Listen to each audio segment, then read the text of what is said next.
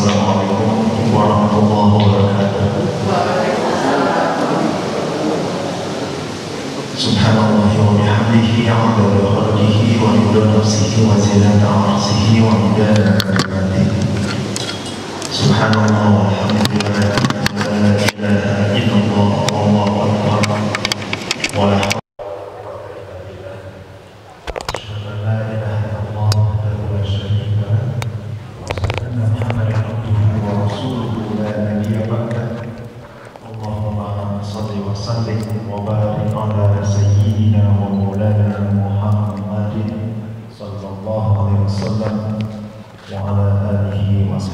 karim amma ba'd. Ikhwati fillah,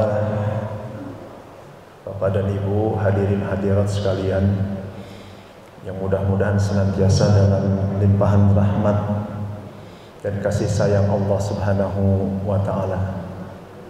Alhamdulillah, hari ini di hari yang cerah kita bisa berjumpa di dalam rangka melaksanakan bagian daripada rangkaian ibadah bersilaturahim, sekaligus insyaallah melaksanakan talabul ilmi dengan menghadiri majelis ilmu, dan mudah-mudahan apa yang kita berikan, apa yang kita dapatkan pada hari ini mendapatkan ridho Allah Subhanahu wa taala. Apa tema kajian hari ini? Menjemput ilmu yang berkah. Kalau kita identifikasi, ini ada dua hal yang bisa nanti kita bahas. Pertama, bagaimana keutamaan dari menuntut ilmu itu, dan yang kedua, bagaimana supaya ilmu yang kita dapatkan menjadi ilmu yang berkah. Begitu ya, biar. Baik, bismillah, mari kita awali dengan membaca suratul Fatihah. Bismillahirrahmanirrahim. Alhamdulillahirabbil alamin. Arrahmanirrahim. Maliki yaumiddin. Iyyaka na'budu wa iyyaka nasta'in. Ihdinas siratal mustaqim. Siratal ladzina an'amta 'alaihim ghairil maghdubi 'alaihim waladdallin. Baik Bapak dan Ibu sekalian, walaupun saya bukan ahlinya sebetulnya ya, tapi saya hadir di sini setidaknya untuk sharing, berbagi, mudah-mudahan apa yang disampaikan ini membawa manfaat. Ilmu ini dari asal kata bahasa Arab, ilmu pakai ain. Jadi memang banyak bahasa serapan dari dalam bahasa Indonesia ya, yang berasal dari bahasa Arab. Contohnya musyawarah misalnya, senin, itu semua dari bahasa Arab. Nikah gitu. Banyak sekali. Termasuk juga ilmu. Ilmu ini asalnya dari bahasa Arab, ilmu yang artinya mengetahui. Nah, kalau orang yang berilmu disebutnya alimun. Bentuk jamaknya ulama ya. Jadi kalau kita buka tuh di Kamus Bahasa Indonesia, apa yang dimaksud dengan ulama? Orang yang ahli atau mengetahui, faqih dalam pengetahuan agama. Makanya nggak bisa sembarangan Bu disebut ulama itu. Saya jelas bukan ulama, dipanggil ustadz aja nggak mau. Kenapa? Karena ilmunya belum mencukupi. Terus ngapain atuh saya duduk di sini? Nah, walaupun bukan ulama, walaupun bukan ustadz, kita semua memiliki tugas untuk berdakwah. Sebagaimana pesan dari baginda Nabi Muhammad SAW, "Ballighu anni walau ayat." Sampaikanlah dariku walaupun hanya satu ayat ya. Jadi kita semua punya tugas berdakwah. Dan tentu tidak asal, bagaimanapun juga harus ada ilmunya ya. Tapi kalau kita mau mendapatkan predikat ulama itu nggak gampang. Prosesnya panjang ya. Makanya kita harus menghormatilah para ulama, dan kita doakan mudah-mudahan ulama itu juga istiqomah ya, berada di jalan yang diridhoi oleh Allah Subhanahu wa taala. Baik, dan ternyata Bapak dan Ibu, orang yang berilmu itu memiliki tempat yang istimewa di sisi Allah. Bahkan sampai-sampai itu diabadikan di dalam Al-Qur'anul Karim. Nanti silahkan buka bagian dari surah Al-Mujadilah ayat ke-11.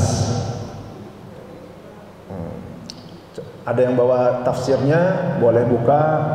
Ada yang bawa HP, boleh juga buka. Silakan buka di sana surah Al-Mujadilah ayat ke-11. Nanti kita baca bersama-sama. A'udzubillahi minasyaitonirrajim. Bismillahirrahmanirrahim.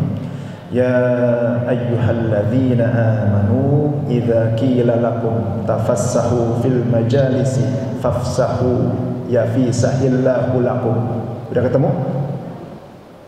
Wa idza qila suzu famsuzu yarfa'illahu alladzina amanu minkum walladzina utul ilma darajat wallahu bima ta'maluna khabir. Sudah ketemu? Baik, kita baca bersama-sama terjemahannya. Wahai orang-orang yang beriman, apabila dikatakan kepadamu berilah kelapangan di dalam majelis-majelis, maka lapangkanlah, niscaya Allah akan memberikan kelapangan untukmu. Dan apabila dikatakan berdirilah kamu, maka berdirilah, niscaya Allah akan mengangkat derajat orang-orang yang beriman di antara kamu, dan orang-orang yang diberi ilmu beberapa derajat. Dan Allah Maha teliti apa yang kamu kerjakan. Jadi orang-orang yang berilmu itu diangkat derajatnya di sisi Allah Subhanahu wa taala, ya. Bahkan ketika Ibnu Abbas, salah seorang sahabat, memberikan tafsir dari ayat ini, beliau menyampaikan bahwa orang yang berilmu itu ditinggikan derajatnya dari orang-orang yang beriman. Ya tentu, kenapa? Karena kalau orang mau meningkatkan kualitas ibadahnya, otomatis dia juga harus memiliki ilmu, begitu ya, selain iman. Ini sebagai dasar supaya kita memiliki semangat untuk belajar, semangat untuk menuntut ilmu, karena ternyata orang-orang yang berilmu itu memiliki tempat atau makom yang istimewa di sisi Allah Subhanahu wa taala. Nah, sekarang kita coba bahas hadis-hadisnya. Ini boleh dicatat ya. Yang pertama, ini hadisnya saya kira cukup masyhur ya. Hadis yang diriwayatkan oleh Imam Muslim. Wa man salaka tariqan yaltamisu fihi ilman sahalallahu lahu bihi tariqan ilal jannah. Baginda Nabi Muhammad SAW menyampaikan, siapa yang menempuh jalan untuk mencari ilmu, maka Allah akan mudahkan baginya jalan menuju surga. Masya Allah.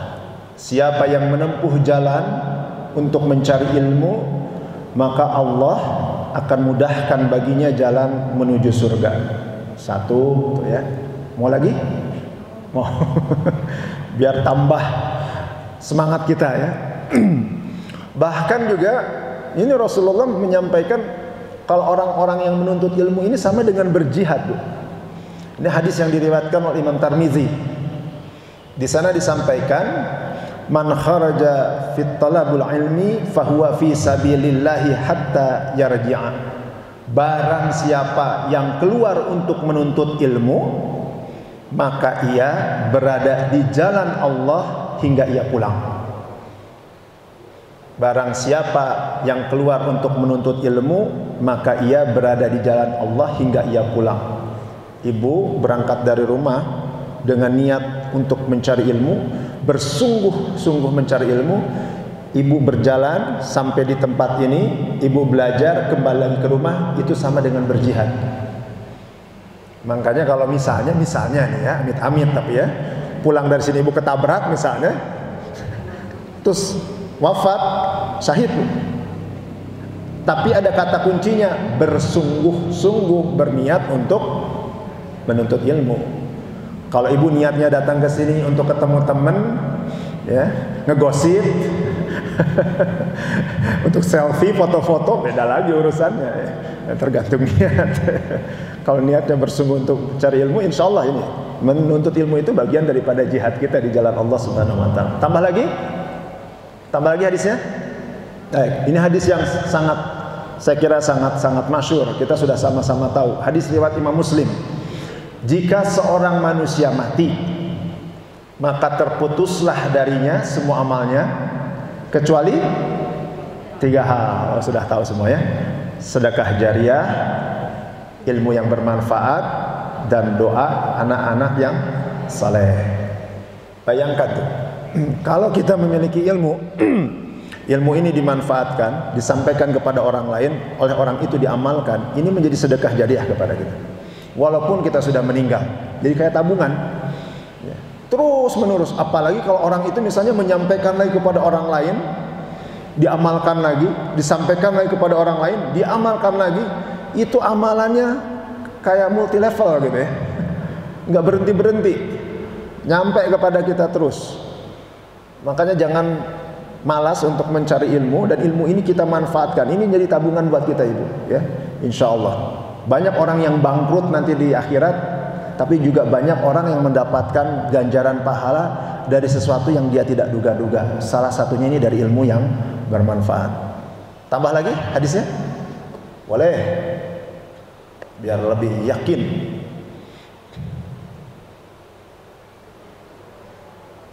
Hadis riwayat Imam Tabrani. Disampaikan di sana, belajarlah kalian ilmu untuk ketentraman dan ketenangan, serta rendah hatilah pada orang yang kamu belajar darinya. Makanya kalau kita belajar itu harus pakai adab, sopan santunnya, supaya ilmu ini menjadi ilmu yang berkah. Belajarlah kalian ilmu untuk ketentraman dan ketenangan, serta rendah hatilah pada orang yang kamu belajar darinya. Ini diantaranya adalah hadis-hadis yang menyampaikan keutamaan untuk menuntut ilmu. Ada satu lagi deh, ini supaya lebih yakin lagi. Hadis yang diriwayatkan oleh Imam Ibnu Majah. Saya kira kalau saya bacakan ini ibu pasti hafal. Talabul ilmi faridatun ala kulli muslimin. Mencari ilmu, menuntut ilmu adalah wajib bagi setiap muslim. Dulu guru saya Ustadz Nasruddin itu menjelaskan, bayangkan ibu ya, talabul ilmi faridatun ala kulli muslimin. Menuntut ilmu itu fardu. Disampaikan dalam hadis ini tidak wajib, tapi fardu. Sama katanya seperti kita mau melaksanakan sholat. Sholat hukumnya kan fardu kan, tidak wajib, di atas wajib tuh. Kenapa? Karena kalau kita sholat pun juga harus tahu ilmunya. Makanya menuntut ilmu ini wajib, terutama dalam ilmu agama tentunya, ilmu syar'i ya. Karena tidak mungkin kita bisa beribadah kepada Allah Subhanahu wa taala bila kita tidak memahami ilmunya. Ibu bisa sholat karena ada ilmunya. Ibu puasa karena ada ilmunya. Ibu berangkat haji umroh karena ada ilmunya. Ibu bisa membaca Al-Quran juga ada ilmunya. Makanya kita harus selalu rajin dan semangat untuk mencari ilmu. Tambah satu lagi deh. Hadis yang diriwayatkan oleh Imam Tirmizi dan juga Imam Ahmad. Man arada dunya fa'alaihi bil ilmi wa man arada al akhirah fa'alaihi bil ilmi wa man aradahuma fa'alaihi bil ilmi. Barang siapa menghendaki kehidupan dunia, maka hendaklah ia menguasai ilmu.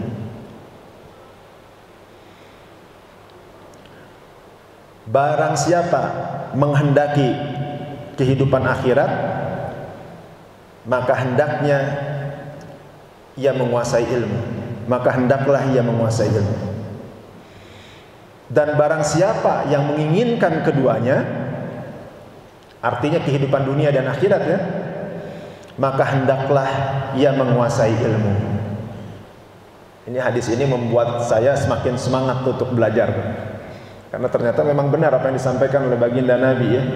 Kalau kita ingin dapat kemudahan di dalam dunia, urusan dunia, mungkin nggak kita memiliki tanpa ilmu itu? Nggak mungkin ya. Kita mau dapat pangkat, jabatan, kedudukan, tentu harus ada ilmunya. Makanya kita sekolah. Begitu pula dengan akhirat. Mungkin nggak kita mendapatkan kebahagiaan akhirat tanpa ilmu? Nggak mungkin juga. Dan kalau kita ingin mendapatkan dua-duanya, bahagia dunia, bahagia akhirat juga harus mendapatkannya dengan ilmu. Masya Allah. Kahartos ibu, kahartos naon nya eta weh. Dan tentu saja ilmu yang paling utama memang tetap ilmu agama, walaupun bukan berarti ilmu yang lain tidak boleh, ya. Sampai-sampai Rasulullah SAW menyampaikan, khairukum man ta'allamal Qur'an wa 'allamahu. Sebaik-baik di antara kalian adalah orang yang mempelajari Al-Qur'an dan mengajarkannya. Boleh catat hadis riwayat Imam Bukhari. Khairukum man ta'allamal Qur'an wa 'allamahu. Sebaik-baik di antara kalian adalah orang yang mempelajari Al-Qur'an dan mengajarkannya. Kok Al-Qur'an yang paling utama, Kang Edwin? Oh iya. Karena Al-Quran inilah yang menjadi petunjuk, pedoman, sebagai peringatan, sebagai hukum untuk membedakan antara yang hak dan yang batil. Hudal linnasi wa bayyinatin minal huda wal furqan. Ya. Bukan berarti kita tidak boleh mempelajari yang lain, Ibu. Tidak, tentu ya, untuk mempermudah hidup ini kita juga belajar yang lain. Tapi tentu yang paling utama adalah ilmu Al-Quran, ya. Makanya Bapak dan Ibu sekalian, dekat-dekatlah dengan Al-Quran. Suka membaca Al-Quran? Suka? Insya Allah ya. Kalau saya melihat wajah-wajah Ibu ini, kalau bahasa Perancisnya tuh mencrang boleh nang herang di notarang, ya. Bersinar, solehah, ya. Ya. Amin ya rabbal alamin. Membaca pasti sering. Memahami makna isi dan kandungannya? Ya, jadi para ulama itu mengajarkan kalau ibu ingin disebut sebagai ahlul Quran, bukan hanya sekedar membaca, tapi juga fahami makna isi dan kandungannya. Kang Edwin, saya kan nggak ngerti bahasa Arab, saya nggak bisa mentafsirkan. Oh, nggak apa-apa. Sekarang ini kan kita dipermudah, ada kitab-kitab tafsir. Bahkan sekarang kitabnya lebih modern tuh. Ibu suka baca misalnya kayak Al-Quran Cordoba. Itu kan diterjemahkan ayat per ayat, bahkan kata per kata tuh. Udah gitu tafsirnya ada tafsir Jalalain, ada tafsir Ibnu Katsir. Ditafsirkan lagi kan. Lalu kemudian dijelaskan juga asbabun nuzulnya. Lalu kemudian di sana ada hadis-hadis yang menjelaskan ayat-ayat tersebut. Ya, ini membantu kita untuk memahami. Karena kalau ibu tidak faham makna isi dan kandungannya, bagaimana Al-Quran ini bakal dijadikan sebagai petunjuk? Betul nggak?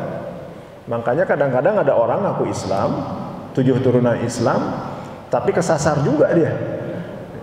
Ya, contoh, kalau misalnya ada orang bilang semua agama sama, boleh atau tidak? Tidak. Ya. Alhamdulillah ibu sudah paham tuh. Kalau sama dalam arti kata diakui oleh negara, iya. Dalam konteks berbangsa bernegara, iya. Selain Islam ada agama-agama yang lain, dan kita harus menghormati mereka juga, nggak ada masalah. Tapi kalau dalam konsep ketuhanan nggak mungkin sama, Bu. Dan secara eksplisit Al-Quran itu menyampaikan kepada kita.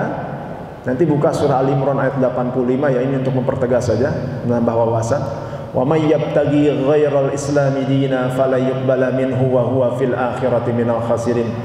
Barang siapa mencari agama selain daripada Islam, maka tidak akan diterima daripadanya, dan kelak di akhirat dia termasuk ke dalam golongan orang-orang yang merugi. Itu eksplisit kan? Jelas kan? Allah menyampaikan agama yang diridhoi diterima oleh Allah itu hanya Islam. Yang lain tidak. Terus bagaimana kita mau mengatakan bahwa semua agama itu sama, walaupun tetap kita harus menghormati mereka, jangan mengganggu mereka. Hanya bukan berarti mencampur adukan antara keyakinan yang satu dengan keyakinan yang lain. Toleransi kita bukan berarti sholawatan di gereja.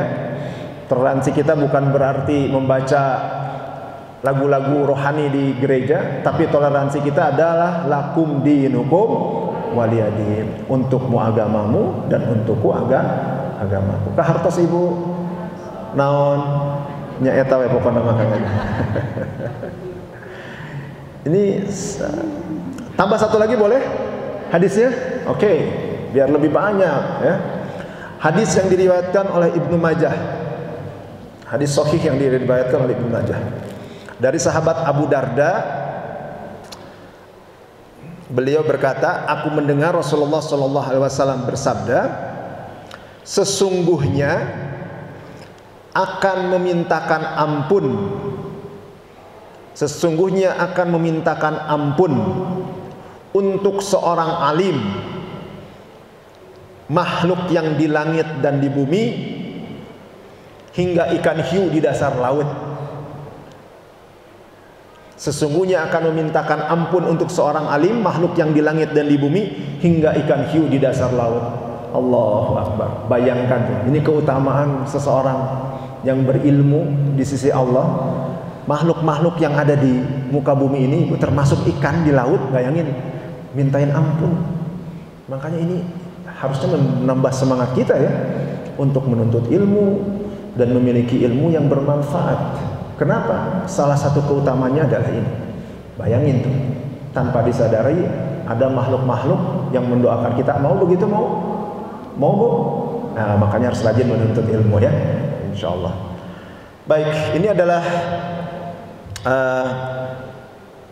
dalil atau keutamaan-keutamaan yang bisa kita dapatkan yang merujuk kepada Al-Quran dan hadis ya. Mudah-mudahan memperkuat semangat kita untuk menuntut ilmu. Nah, tadi temanya kan menjemput ilmu yang berkah.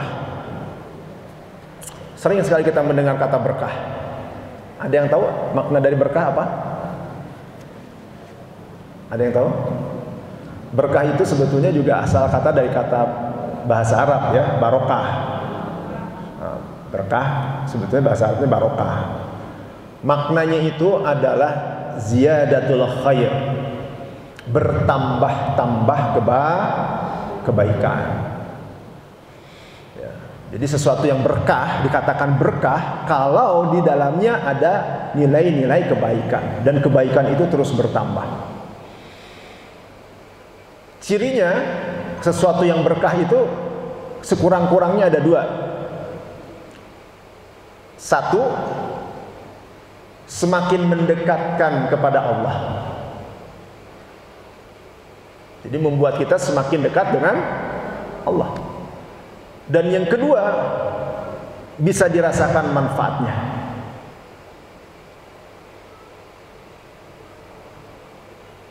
Inilah berkah. Ibu punya ilmu tinggi, sekolah, gelarnya banyak, profesor, doktor, insinyur, SE, MM, MCK, SPBU, apalagi WCU, PSSI, IPSI gitu ya. Tapi gelar itu, kedudukan ibu mungkin jadi rektor, jadi guru besar, tidak membuat dekat dengan Allah. Mohon maaf, ilmunya sia-sia, nggak berkah. Paham ya? Tapi biarpun misalnya ilmu, mohon maaf, hanya tamatan SMA, tamatan SMP, karena keterbatasan dahulunya. Tapi ilmu yang ilmu miliki ini membuat ibu semakin dekat dengan Allah. Itu yang berkah.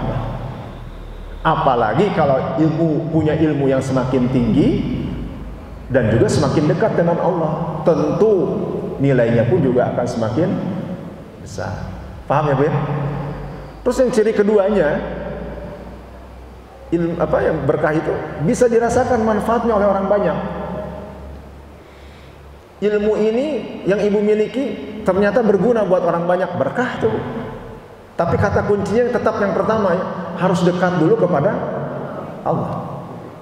Kalau yang kedua itu tambahan, walaupun dirasakan manfaatnya untuk orang banyak, tapi kalau membuat kita jauh dari Allah, tidak berkah.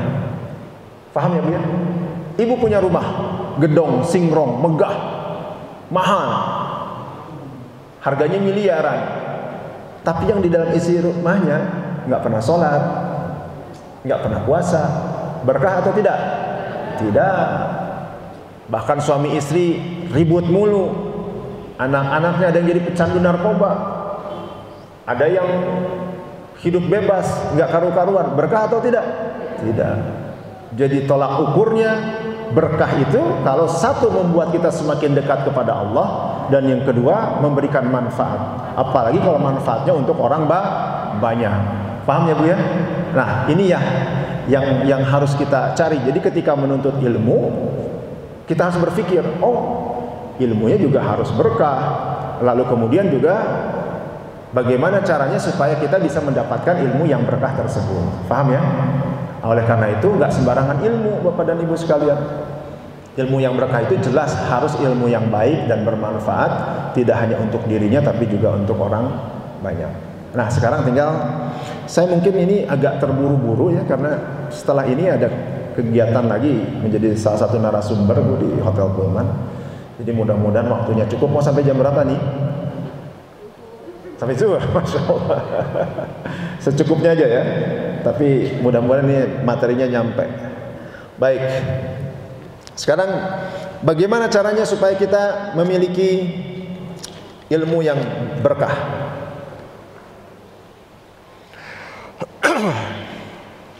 Ini kita mulai masuk ke inti dari materinya, insya Allah. Pertama, selalu luruskan niat. Segalanya hanya karena Allah. Luruskan niat. Dan ini yang paling utama. Ada hadis yang diriwayatkan oleh Imam Bukhari dan Muslim. Ibu mungkin hafal hadisnya. Innamal a'malu bin niyah wa innama likulli amri'in ma nawa. Sesungguhnya setiap amal tergantung dari niat, dan setiap orang akan mendapatkan sesuai dengan apa yang diniatkannya. Makanya nomor satu, Bu, mau ngapain aja luruskan niat. Saya ditanya oleh jamaah, kalau ada yang konsultasi, ada yang bertanya, gimana caranya Kang Edwin supaya pekerjaan kita ini berkah? Bagaimana caranya Kang Edwin supaya keluarga kita ini keluarga yang sakinah? Bagaimana caranya Kang Edwin supaya ibadah kita ini menjadi ibadah yang diterima? Bagaimana caranya Kang Edwin supaya kita mendapatkan rezeki yang melimpah tapi juga baik dan berkah? Bagaimana caranya Kang Edwin supaya kita mendapatkan ilmu yang bermanfaat? Saya bilang sama, dan semua ulama juga menyampaikan sama, karena ini juga merupakan pesan nasihat yang disampaikan oleh baginda Nabi Muhammad sallallahu alaihi wasallam. Nomor satu itu ibu luruskan niat. Kalau niatnya udah salah, kesananya pasti salah. Dan hebatnya ini masalah niat. Makanya kenapa kita harus meluruskan niat? Ini luar biasa Ibu. Kenapa? Sampai-sampai dalam sebuah hadis yang diriwayatkan oleh Imam Baihaqi, boleh catat tuh. Hadis riwayat Imam Baihaqi, niat seorang mukmin lebih utama daripada amalnya. Niat seorang mukmin lebih utama daripada amalnya. Kenapa? Niatnya salah, otomatis salah. Dan hebatnya Bu, baru niat aja, kalau niatnya niat baik, terus kita nggak mampu melakukan atau nggak sempat melakukan, udah dicatat menjadi satu pahala kebaikan. Ini hebatnya nih. Jadi ibu punya niat nih, misalnya Kang Edwin, saya pulang dari sini ya, nanti mau menginfakkan uang, ada uang 1 juta, mau diinfakkan nih buat aman Palestina misalnya gitu kan. Terus lupa, udah dicatat tuh satu pahala. Kang Edwin nanti pulang dari sini ya, insya Allah ibu mau baca Al-Quran minimal 1 juz, niat kan? Lupa, udah dicatat satu pahala. Tapi jangan bohong-bohongan. Kalau gini nggak bisa, Allah emang bisa ditipu? Nggak bisa lah. Allah maha tahu apa yang benar-benar digoreskan di dalam hati itu, apa yang terlintas di dalam hati itu, Allah maha tahu. Tapi bayangkan ibu, kalau kita punya banyak niat ya, 1000 niat, 1000 kebaikan, kita dapat ganjaran pahalanya. Dan hebatnya, dan ini rahman rahimnya Allah ya, kalau misalnya niatnya niat jelek nih, baru niat, dicatat nggak? Enggak. Bahkan kalau niatnya nggak jadi dilakukan, kita diberikan ganjaran 1 pahala. Ya keren ya. Terus kalaupun niat jeleknya dilakukan, tetap cuman juga dapat 1 ganjaran kejelekan, keburukan yang kita lakukan. Allah maha penyayang atau tidak? Masya Allah. Cuman anehnya, walaupun sudah dikasih bonus kayak begini, masih banyak juga orang yang keblinger ya. Dan nanti akan lebih banyak orang yang masuk ke dalam neraka dibandingkan dengan dalam surga. Kata siapa Kang Edin? Surah Al-Quran yang menyampaikan kepada kita. Wa laqad zara'na li jahannam katsiran minal jinni wal insi, bagian dari surah Al-A'raf itu. Dan sungguh kami akan penuhi isi neraka jahanam itu kebanyakan dari kalangan jin dan kalangan manusia. Kasir itu banyak apa sedikit? Banyak kan? Nah, bayangin, padahal Allah sudah ngasih bonus masalah niat ya. Faktanya masih banyak yang masuk ke dalam neraka. Makanya hati-hati ini. Ya, hati-hati. Mudah-mudahan kita terlindung dari segala keburukan. Amin ya Allah ya Rabbal alamin. Jadi ini nomor 1, luruskan niat Ibu. Ini luar biasa. Ini hadis yang diriwayatkan dari sahabat Sayyidina Umar bin Khattab sampai Imam Bukhari ya, ketika menyusun kitab Sahih Bukharinya, beliau meletakkan hadis ini di pembuka kitabnya. Innamal a'malu binniyah wa innamal likulli amri'in ma nawa, dan seterusnya. Kenapa? Karena itu tadi, ini menjadi pondasi ketika kita melakukan amal soleh. Apapun yang kita lakukan dalam kehidupan ini, luruskan niat kita. Nah, niatkan mencari ilmu semata-mata hanya karena Allah. 1 ya. 2, jadikan takwa sebagai sebaik-baik bekal. Nah, sebenarnya kalau takwa ini sudah dijadikan bekal, yang lain-lain sampai beres sebetulnya Bu. Ya. Yang lain-lain itu sebetulnya hanya tambahan. Nomor 1-nya itu sebetulnya masalah takwa. Bahkan sebetulnya niat saja termasuk bagian daripada takwa. Ya. Dalilnya apa Kang Edwin? Buka surah Al-Baqarah ayat 197. Al-Baqarah ayat 197 di bagian bawahnya, di sana disampaikan, A'udzubillahi minasyaitonirrajim, wa tazawwadu fa inna khairaz zadit taqwa wattaquni ya ulil albab. Berbekallah kalian semua, dan sebaik-baik bekal adalah takwa. Berbekallah, dan sebaik-baik bekal adalah takwa. Dan bertakwalah kepadaku, wahai orang-orang yang berakal. Surah Al-Baqarah ayat 197. Ya. Untuk memperkuat, ada hadis yang diriwayatkan oleh Imam Ahmad dan juga Imam At-Tirmizi. Di sana disampaikan, ittaqillah haitsuma kunta wa atbi'is sayyi'atal hasanah tamhuha wa khaliqin nas bi khuluqin hasanin. Bertakwalah kepada Allah dimanapun kalian berada, dan iringilah keburukan dengan kebaikan untuk menghapuskan keburukan yang dilakukan. Dan iringilah keburukan dengan kebaikan untuk menghapuskan keburukan yang dilakukan. Dan pergaulilah sesama manusia dengan akhlak yang baik. Kita fokus kepada redaksi ittaqillah haitsuma kunta. Bertakwalah kepada Allah dimanapun kalian berada. Artinya bertakwa itu dalam setiap kondisi, dalam setiap keadaan, dalam setiap tujuan. Termasuk juga ketika kita menuntut ilmu. Modalnya adalah takwa. Kalau secara makna takwa itu apa sih Kang Edwin? Patuh dan taat menjalankan perintah Allah, menjauhi segala bentuk larangannya. Jadi takwa ini merupakan apa Bu? Perlindungan diri ya. Takwa itu kan asalnya dari kata wikayah, yang bermakna perlindungan diri. Artinya perlindungan diri dimanapun berada dari perbuatan-perbuatan yang mendatangkan siksa Allah ya. Atau bisa juga bermakna hati-hati atau waspada. Itulah makna dari takwa. Jadikan bekal ketika kita mau menuntut ilmu, bekalnya adalah takwa. Dan ketika di zaman Rasulullah Bu, Rasulullah itu kalau mau melepas para sahabat berjuang, pergi dakwah, yang beliau pesankan itu wasiatnya takwa.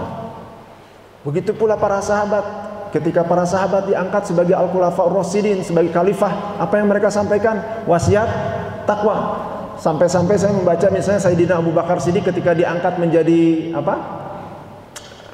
khalifah ya, apa yang beliau sampaikan? Bertakwalah kalian kepada Allah dan taatilah kalian kepadaku selama aku bertakwa kepada Allah dan Rasulnya. Kan? Keren nggak? Zaman sekarang ada pemimpin yang seperti itu? Udah nggak ada. Jarang ya. Padahal wasiat takwa ini luar biasa ibu. Sampai-sampai aja kalau kita nih kaum lelaki melaksanakan ibadah sholat Jumat, itu Jumatan nggak sah tuh kalau imam khotibnya nggak berwasiat takwa. Sampai sedemikian pentingnya ya. Dan Al-Quran tuh banyak sekali ayat-ayat yang menyampaikan tentang takwa ini. Satu aja, coba buka Ali Imran ayat 102. Biar ibu mantep. Ya, jadi nanti kalau ibu menikahkan anak, menikahkan incu, wasiatlah kepada anaknya, kepada incunya tentang takwa ini. Ya. Nanti kalau cari jodoh buat anak gadis kita, ya, tanya, ya, apa pemahaman calonnya ini tentang takwa, karena itu yang akan menyelamatkan dia. Sudah ketemu? Ali Imran 102, yuk baca sama-sama.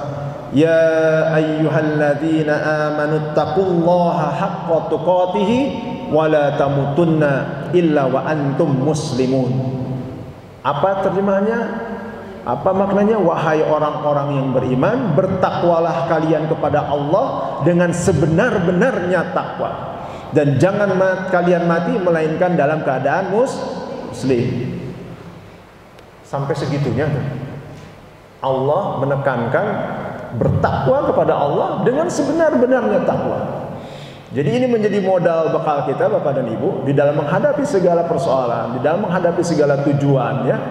Jadikan takwa sebagai bekal ya. Mudah-mudahan kita termasuk ke dalam golongan orang-orang yang bertakwa. Kenapa? Karena gelar takwa ini yang paling tinggi.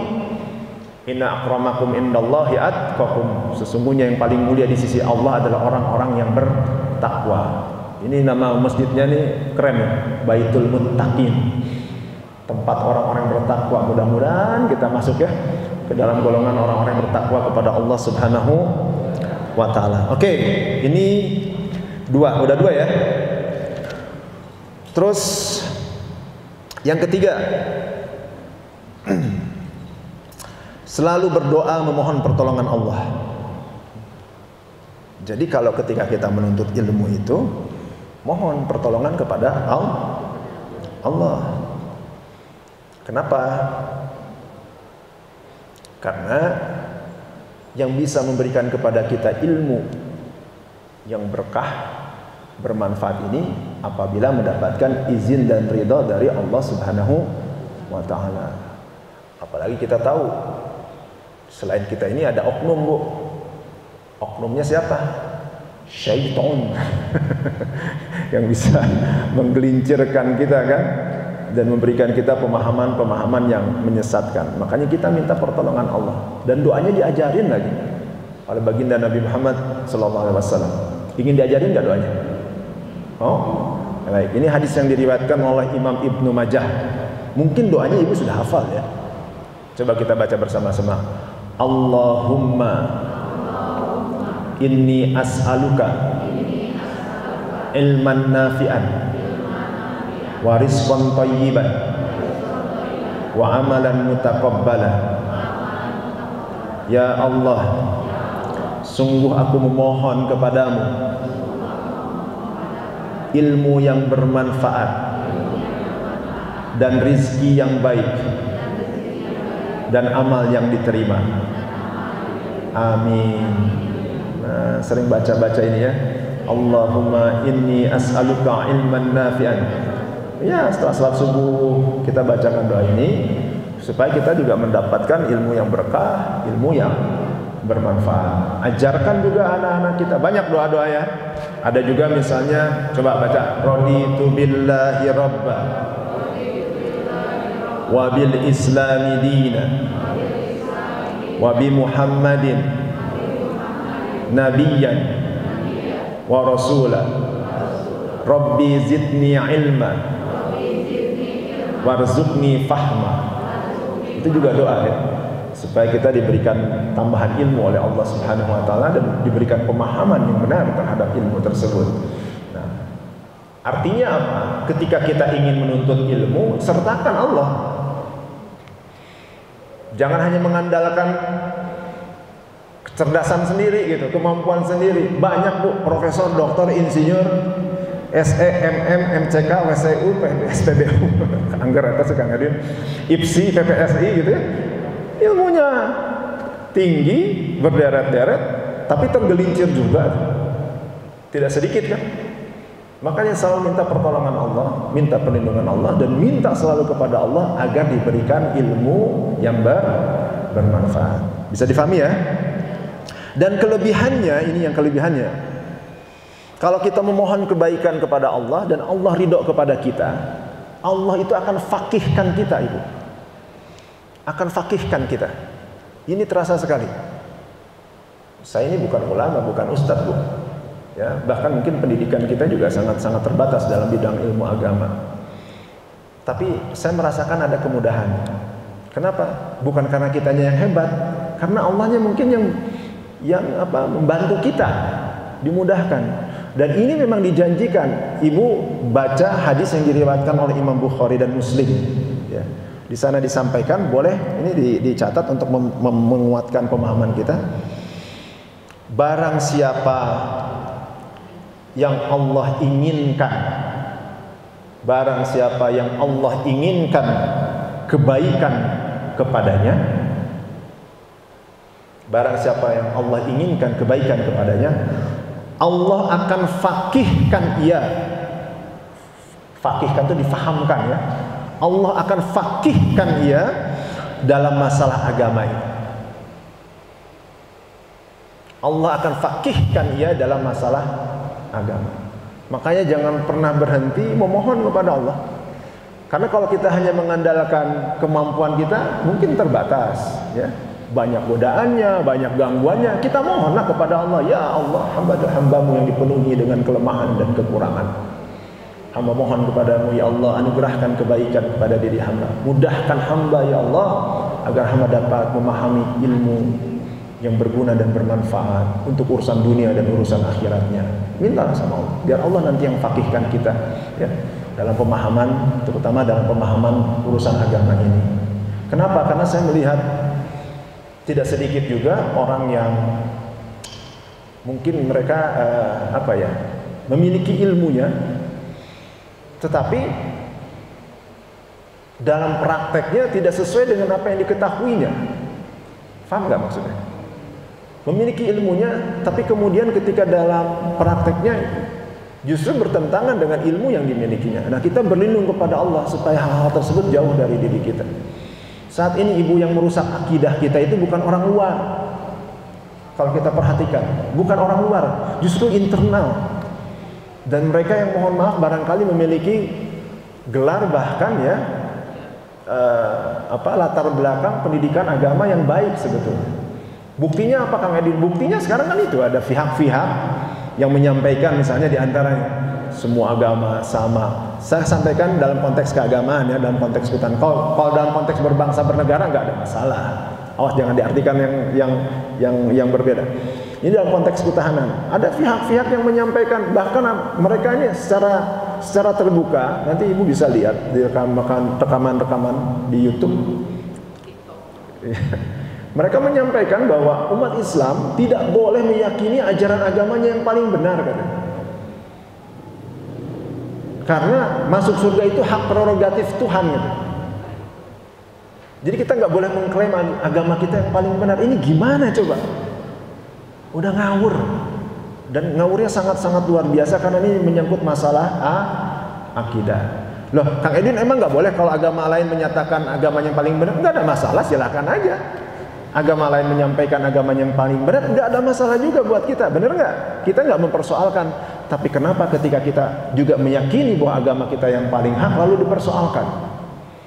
Ini adalah masalah akidah. Ibu harus paham ya. Kalau saya boleh ilustrasikan, Islam itu misalnya pohon yang besar, kokoh, dahannya banyak, daunnya lebat, rindang, lalu kemudian ada buah yang ranum, ya. Terus ada akar-akarnya. Ibu bayangkan pohon yang seperti itu, kalau akarnya keropos nih, terus kira-kira ada angin besar, apa yang akan terjadi pohonnya? Tumbang. Ini sama seperti kalau misalnya ibaratkan pohon itu adalah Islam, akarnya itu adalah akidah tauhid. Lalu kemudian akidah tauhidnya ini rusak. Walaupun ibu sholat, tiangnya nih, batang pohonnya sholat, anggapnya begitu. Dahan-dahannya itu adalah cabang-cabang amal soleh yang kita lakukan. Baca Al-Quran, umroh, haji, infak, sedekah, thalabul ilmi. Buahnya yang ranum itu ibaratnya akhlak yang mulia, gitu kan. Tapi akidah tauhid kita rusak, kira-kira bagaimana? Nomor satu itu akidah tauhidnya dulu, baru kita melaksanakan amal soleh yang lain. Nah sekarang ini yang dirusak itu justru akidah tauhidnya. Ini yang harus diperkuat saja. Jadi balik lagi Bu, sekarang kalau ada kajian-kajian di majelis-majelis taklim seperti yang kita lakukan, saya balik lagi ke sini. Kenapa? Karena ini banyak umat Islam yang walaupun mereka mengaku dirinya Islam, bahkan berpendidikan, tapi akidah tauhidnya yang rusak. Nauzubillah ya. Perbaiki ini ya Ibu. Ibu harus tahu ya, Nabi dan Rasul, nanti buka surah Al-Anbiya ayat ke-25, surah Al-An'am ayat ke-36. Semua Nabi dan Rasul itu diutus ke muka bumi itu mengajarkan hanya menyembah kepada Allah dan tidak menyekutukan apapun selain hanya Allah. Bertauhid. Ini misi besar seluruh Nabi dan Rasul, termasuk Nabi kita yang mulia. Bayangkan nih, yang paling prinsip aja dirusak sekarang. Walaupun tentu saja Islam ini akan sempurna kalau selain akidah tauhidnya kuat, kita juga menyempurnakan dengan amal-amal soleh yang lainnya. Faham ya Bu ya? Faham Ibu? Naon? Nya eta we pokona. Baik, sudah berapa nih? 3 ya? 4. Dahulukan adab dan ilmu sebelum dahulukan adab dan akhlak sebelum ilmu. Dahulukan adab dan akhlak sebelum ilmu. Jadi dahulukan adab, sopan santun dan akhlak sebelum ilmu. Artinya apa? Supaya ilmu yang kita pelajari ini berkah. Ya. Hati-hati Ibu. Kalau hanya sekedar mencari ilmu, iblis itu makhluk yang sangat berilmu dan ahli ibadah. Bahkan sampai-sampai iblis itu mendapatkan gelar muqarrabin. Muqarrabin itu artinya yang dekat dengan Rabbnya. Dia ahli ibadah. Bahkan dikatakan tidak ada tempat satupun di muka bumi ini yang tidak pernah dijadikan tempat iblis bersujud katanya. Tapi apa yang terjadi? Karena tidak memiliki adab, timbul kesombongan, lalu kemudian dia menjadi makhluk yang dilaknat oleh Allah Subhanahu wa ta'ala. Nah ini yang juga harus kita jaga, kita cegah ketika kita menuntut ilmu. Dahulukan adab dan akhlak sebelum ilmu. Ada hadisnya, bahkan hadis riwayat Imam Tabrani ya. Belajarlah kamu semua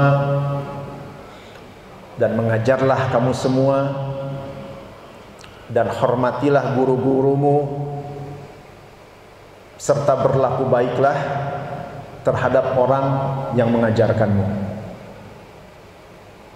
Saya teringat ada satu kisah tentang Imam Malik. Imam Malik ini salah seorang imam mazhab yang muktabar ya. Beliau penghafal Quran, penghafal hadis. Salah satu kitab hadisnya Al-Muwatta, itu sangat terkenal sekali. Waktu kecil, beliau ini dibesarkan oleh ibunya. Dan ada salah satu nasihat ibunya kepada Imam Malik ini. Jadi ketika pagi-pagi gitu kan, subuh mau menghadiri majelis ilmu sama ibunya, dibajukan baju yang bagus gitu kan, dipasangkan kopiahnya, sorbannya. Lalu mengantarkan Imam Malik ini kepada seorang tokoh, ada ulama wanita, Rabiah kalau tidak salah. Apa kata ibunya? Pelajarilah adab akhlaknya sebelum kamu pelajari ilmunya. Jadi ini penting sekali Bapak dan Ibu sekalian ya. Saya sering mendengar nasihat dari para guru-guru kita, para ulama-ulama kita, kalau misalnya mau mempelajari ilmu, agar ilmu itu berkah, beradab dulu, berakhlak dulu sebelum menuntut ilmunya. Walaupun tentu untuk beradab juga kita harus memiliki ilmu. Tapi maksudnya adalah supaya kita memiliki sopan santun. Nah, kadang-kadang di zaman sekarang itu karena mungkin eranya seperti ini ya. Jadi banyak para pencari ilmu itu tidak memperhatikan hal-hal seperti ini. Apalagi anak-anak muda zaman sekarang. Mereka lebih suka mencari sesuatu yang instan daripada menjaga adab terhadap guru-gurunya. Mudah-mudahan kita selalu dalam lindungan Allah Subhanahu wa taala. Yang keempat, 5. Belajarlah kepada ahlinya dan selalu terbuka mencari atau menerima ilmu yang bermanfaat. Belajarlah kepada ahlinya. Ibu kalau mau jadi dokter, belajar kepada siapa? Ya, kepada dokter, kepada orang-orang yang menguasai ilmu kedokteran. Ibu ingin menjadi seorang ilmuwan, tentu harus menempuh jalur pendidikan di akademisi, ya, perguruan tinggi. Ibu harus melakukan riset. Ibu ingin menjadi tentara, jenderal, perang, tentu harus belajar juga kepada ahlinya. Ya. Ibu ingin menjadi ahli agama, juga harus menempuh dengan ahlinya juga.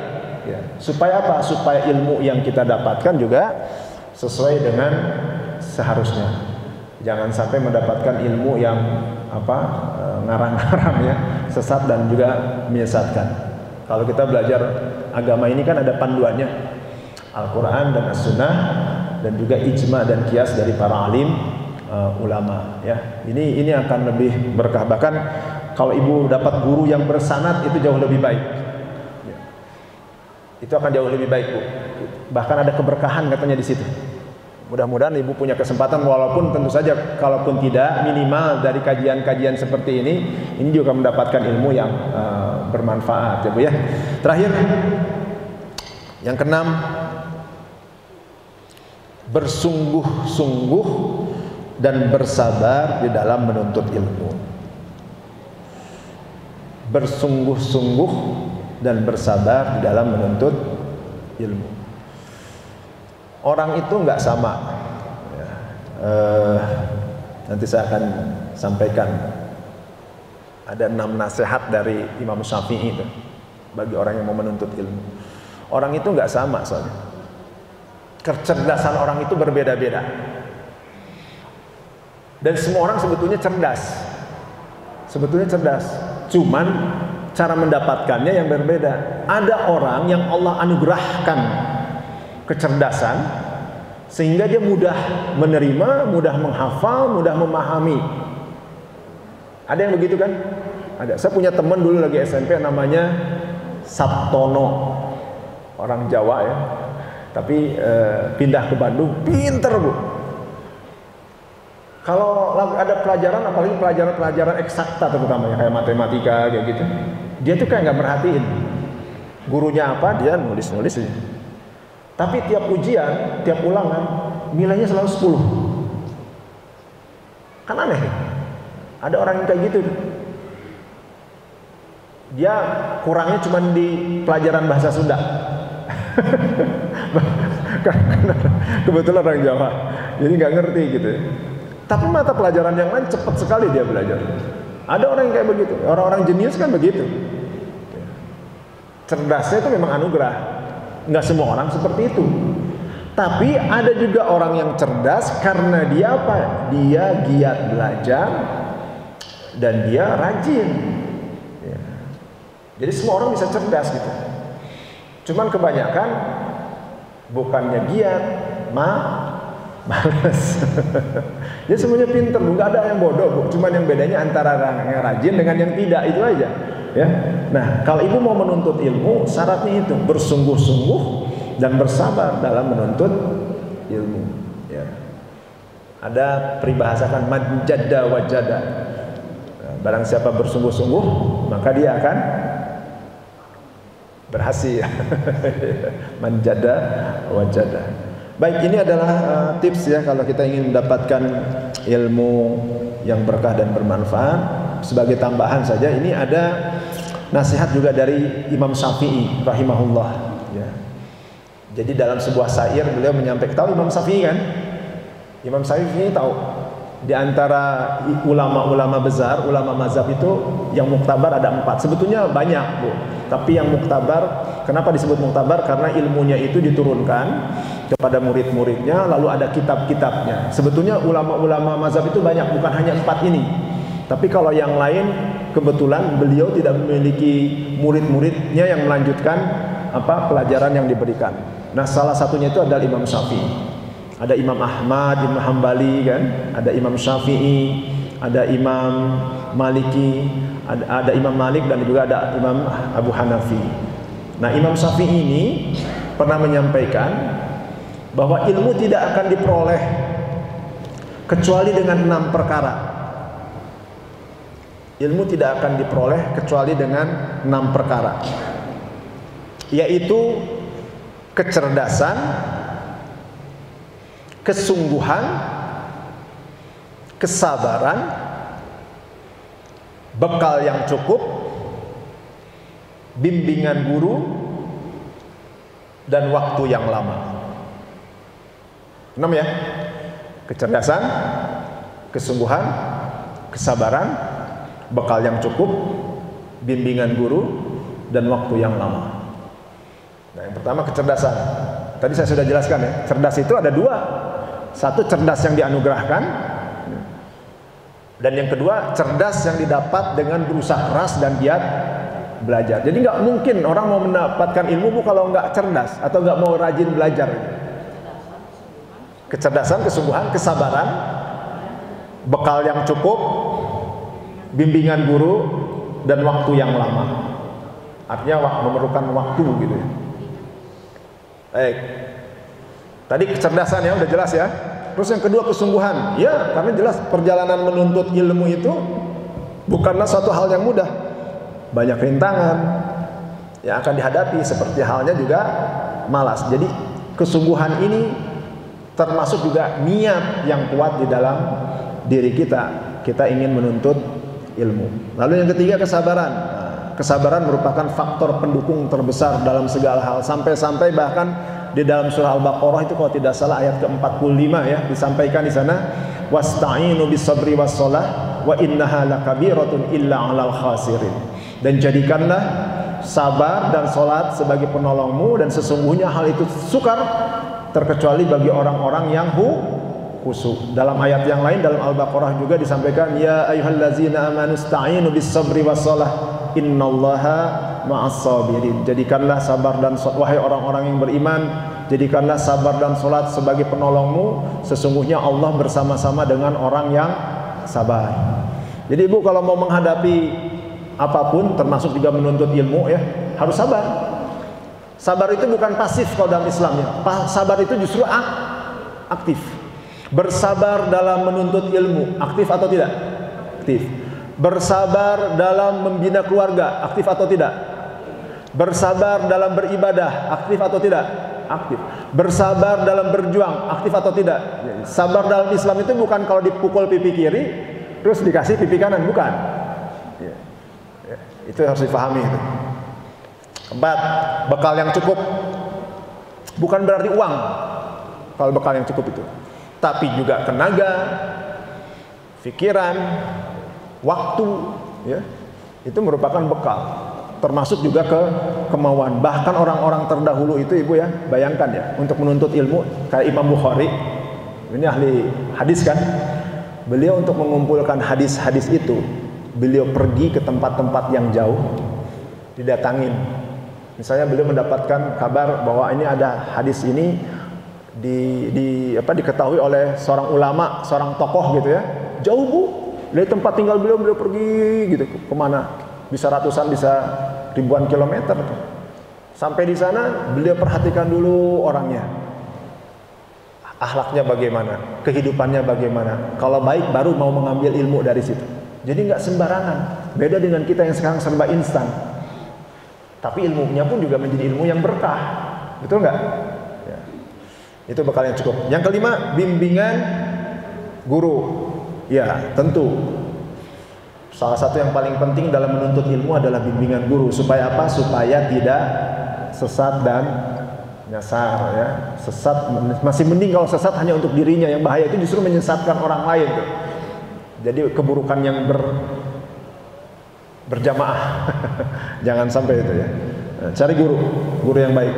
Dan yang keenam, waktu yang lama. Ya, memang belajar itu tidak ada yang mudah dan tidak ada yang instan. Semuanya memerlukan proses, tapi asalkan kita bersabar dan bersungguh-sungguh, insya Allah ini akan menjadi sesuatu yang berkah dan bermanfaat. Saya kira demikian yang ingin saya sampaikan dalam kesempatan ini. Nggak terasa ini sudah 1 jam kita berbicara di sini. Mangga kalau ada yang mau ditanyakan, dipersilakan. Mangga.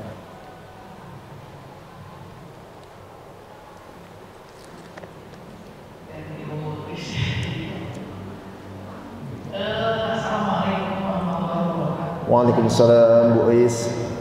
Saya penasaran dengan surah Al-Imran 102 yang diayatkan amanu bittaqwa akhawati wala ta'buduna Illa wa antum muslimun. Nah itu teh Ustaz sesuai dengan itu kan kebanyakan ya orang yang soleh itu cepat mati gitu ya, tapi orang yang tergadur menyerang PC.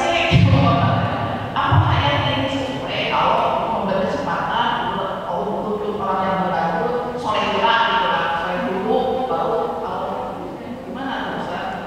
Ya. Kebanyakan gitu ya, ada yang soleh ini cepat mati nanti kalau tergadur penyakit belum Ustaz. Masya Allah, Masya Allah. Ya, kalau kita berbicara tentang hidup dan mati, coba baca dulu surah Al-Mulk ayat 1 dan 2. Hafal nggak? Kita baca bersama-sama surah Al-Mulk ayat 1 dan 2. Mungkin hafal ya? A'udzubillahi minasyaitonirrajim. Bismillahirrahmanirrahim. Tabarakalladzi biyadihil mulku wa huwa ala kulli syai'in qadir. Alladzi khalaqal mauta wal hayata liyabluwakum ayyukum ahsanu amala wa huwal azizul ghafur.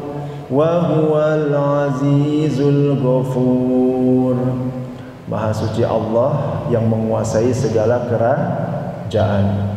Dialah Allah yang maha berkuasa atas segala sesuatu, yang menciptakan mati dan hidup untuk menguji kamu siapa yang paling baik amalnya. Dan sesungguhnya Dia Allah maha perkasa lagi maha pengampun. Jadi dalam kematian itu memang ada ujian. Hidup mati itu adalah ujian. Allah akan melihat siapa orang yang paling baik amalnya selama dia berproses dalam hidup. Nah, pertanyaannya tadi, kenapa orang-orang yang soleh kadang-kadang meninggalnya duluan dibandingkan dengan orang-orang yang brengsek lah.